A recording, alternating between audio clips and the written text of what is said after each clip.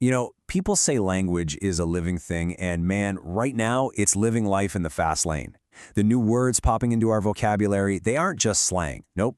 They're like a mirror, reflecting everything we're obsessed with, the tech we're building, even what keeps us up at night.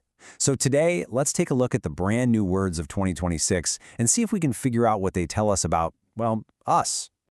All right, let's jump right in with a quick question. Have you heard the word Delulu? Is it a real word? I mean, you've definitely seen it online, probably in a meme or a text from a friend. The answer, well, it's not a simple yes or no. And that's exactly why it's so interesting. It shows us how the internet basically strapped a rocket to the evolution of our language. And look, what's happening right now, it's so much more than just a couple of new slang terms showing up.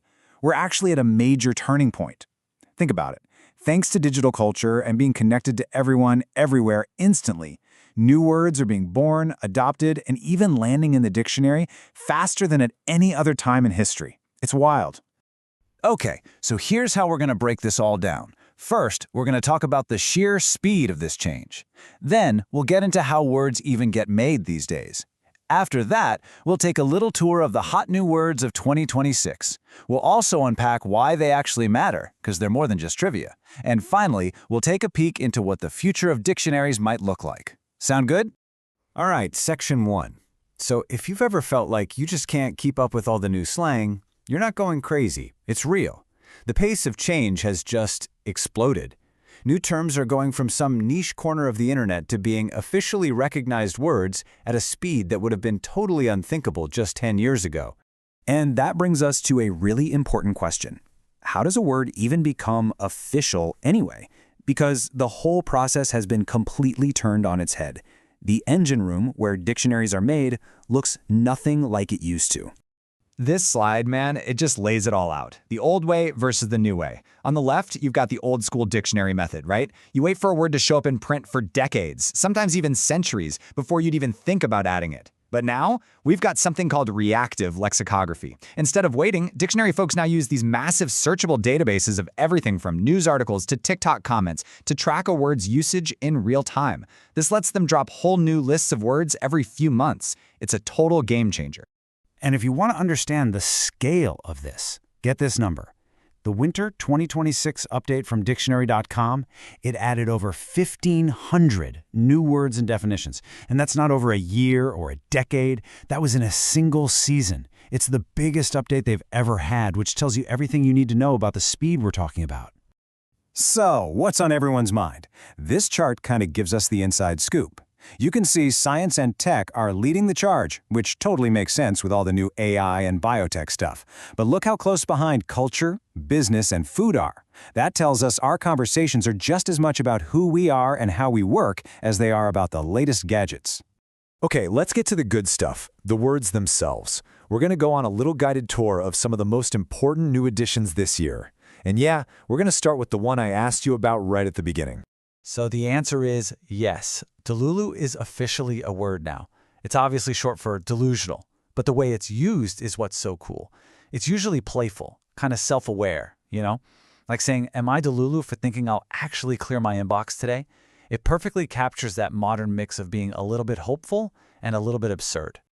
Okay, let's switch gears from social media slang to something you might hear in the boardroom. The term realization rate. This is a huge deal for any business that bills for its time. Think law firms or design agencies. It's all about efficiency. Basically, it answers the question, of all the work you did, how much did you actually get paid for? A low rate can be a huge red flag that something's wrong in how a company operates. And of course, words don't care about borders.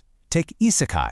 It's a Japanese word for a super popular type of sci-fi and fantasy. The fact that it's now in English dictionaries, that points to a massive trend. The growing influence of Japanese and Korean culture on, well, everything.